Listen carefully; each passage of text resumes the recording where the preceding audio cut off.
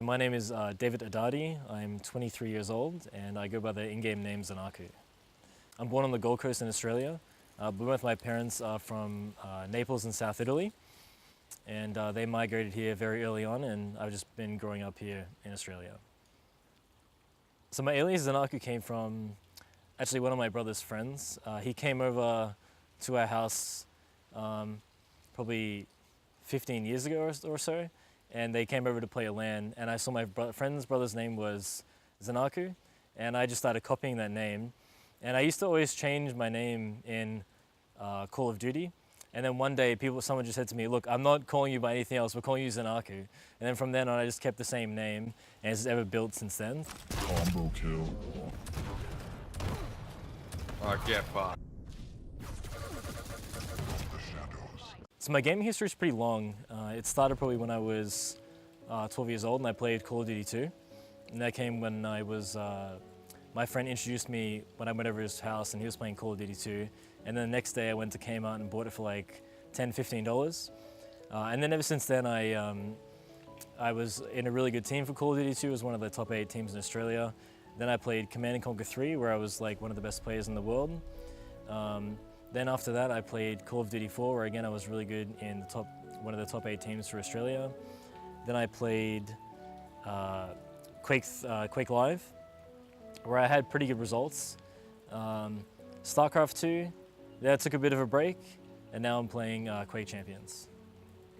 When I was 16, 17, I was playing those games.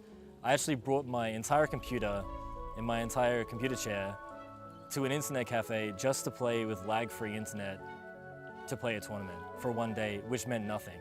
But it's interesting because it just goes to show how much really the game meant to me at that time, that I was willing to go that far. And even when my parents were very supportive about it and people still didn't really understand what this game was, I just knew that I had put so much time into it and it meant so much that I would go to that length. And I think that to that degree, every time when I go into a game, there's still kind of that mentality that that's what I've done, and that's what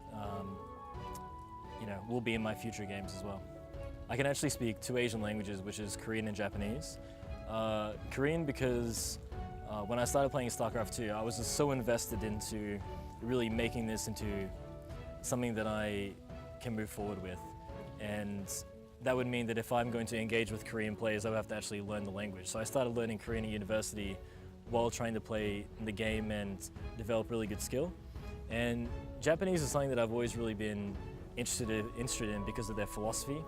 And yeah, I actually got a Naruto tattoo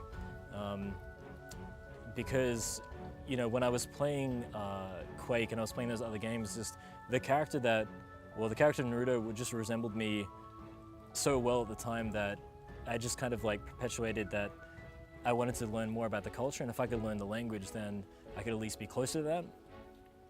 And so that's where the story of Korean and Japanese really came from. My personal life at the moment is probably kind of very boring and repetitive, honestly. It really involves a lot of just practice for Quake, going to the gym, going to work, and just seeing friends. Honestly, I think besides those things, there's not really much time to do other things. But besides that, long walks to the beach and a glass of wine, most definitely. Yeah, pretty much. I honestly just repeat my goals over and over again and just try to enjoy what I can as I do it. Oh, yes. Sick. So my passion for games really comes from a very specific situation that happened when I was playing Call of Duty 2 one time. It was like a search and destroy server, and I specifically remember someone on the enemy team who had often seen me playing on the same server, and he just said to me, you will never be as good as these other players. And I just remember thinking like, fuck that guy. Because what happened was, I just wanted to prove to myself that there was nothing special about someone that was better than me. And that basically the skills that I could get, if I could get it, I knew that anybody else could get it. And I knew from any position that you're able to learn those skills. And really, it doesn't really matter about what game I'm playing, but as long as I can prove that you can start from the bottom and get to the top, as long as you're committed and you're really making those choices.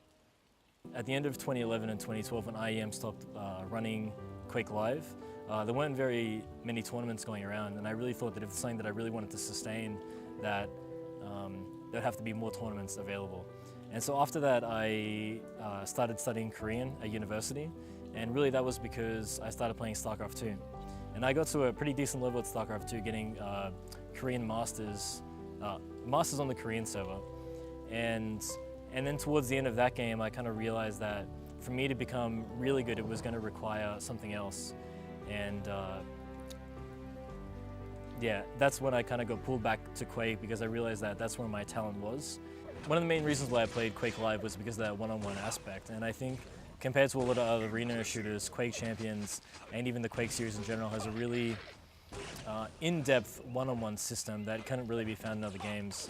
And the fact that I could kind of play by myself and I could kind of go through the motions, that everything was really up to my control rather than having to rely on my teammates, meant that I could really build something which I knew was really a part of my character. And I think that's what keeps me, bringing me back to the Quake series, is because of just how unique it is compared to other games. In my teenage years, definitely being a professional player is definitely something I wanted to do.